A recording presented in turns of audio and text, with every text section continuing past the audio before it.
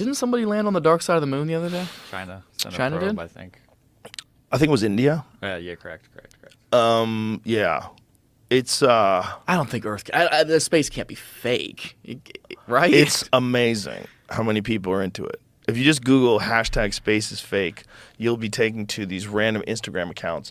Now, and here's the thing about it. I don't know if they're real people, but I don't know if it matters because it could start off as like some Russian troll. Like there's these things called, like, the Internet Research Agency is one of them. These troll farms. You know about these? No, but it makes sense. Renee DeResta reported on it, and some people,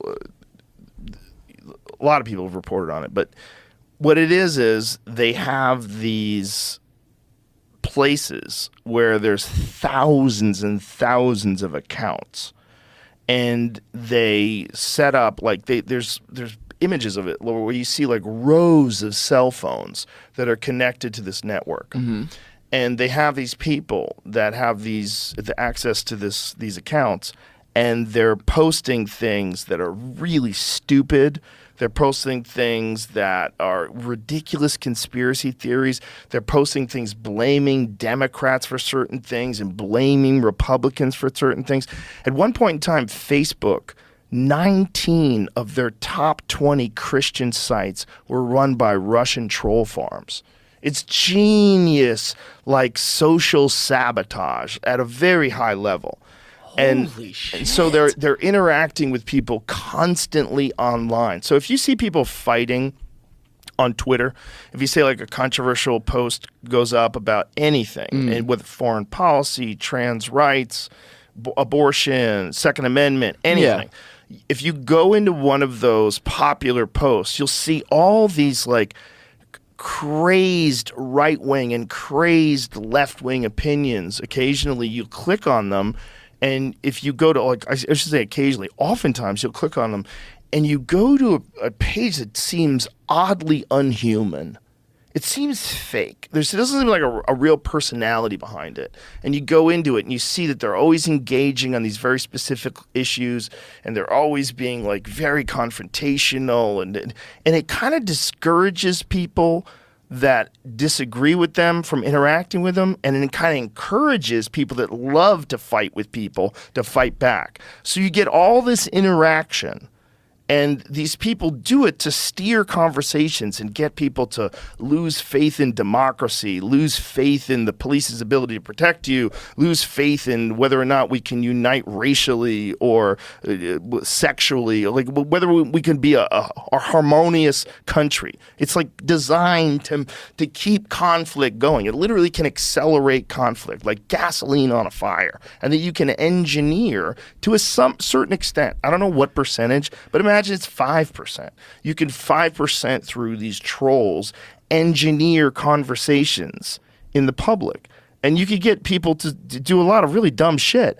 Like if you wanted to get people to believe that the earth is flat, or if you wanted to get people to believe that the earth is hollow and there's dinosaurs inside of it and aliens live in there, you could get people to believe that. And then they would start fighting about it online. And then you could get people to believe that, there's been a bunch of them. There's been a bunch of them that are like mainstream propaganda things, like the Russia collusion hoax with Trump. It took us like 3 years to figure that out. But now everybody knows. It didn't really happen the way they were saying it was happening every day on the news. If that can take place with like mainstream media, how much of like what people are fighting about is like engineered? Oh, man. How much of it? That might be the most evil thing I've ever heard in my entire life, to just control and design chaos. You definitely are encouraging chaos. Like if people can still choose to engage or not engage, and that's where things get interesting. That's terrible, man. I mean, the internet is already such a terrible, dark, mean place without that. You add that fuel on top of it, oh my God, it's no wonder people are depressed. What would really be scary is if you were forced to interact with people on the internet. Like if the internet, if there was like a social, like a contract that you had to make where you had to give your opinions on certain issues, agree or disagree. gender affirming care is essential to a child. You know, like that kind of Yeah. stuff. Ooh, like a certain amount of logged hours of opinions or Agree or something. disagree. We have to move to 100% renewables by 2030 at all costs. Agree or disagree. You know, voter ID is racist. Agree or disagree. The climate change is real and the science supports it. Agree or disagree. Vaccines are the most essential technology that medical science has ever created. Agree or disagree. What's crazy We is need people to support the war in Ukraine, and the United States has never done anything to encourage Russia invading Ukraine, including helping NATO move arms closer to their border. Agree or disagree. What's terrifying is Vaccines are people- safe and effective. Oh my Agree or disagree. Imagine if you had to do that every couple of months and go over that, and that's how people decided whether or not you could go to the grocery store today, or you had to wait till Saturday, or whether or not you could buy a plane ticket ever. Whether, you know, like... The thing is, now people feel like voluntarily they need to voice their opinions Yeah. on those things. Right. It's like, for what? At the end of the day, for what? They just like fighting. They just love. It's incredible, man. Yeah.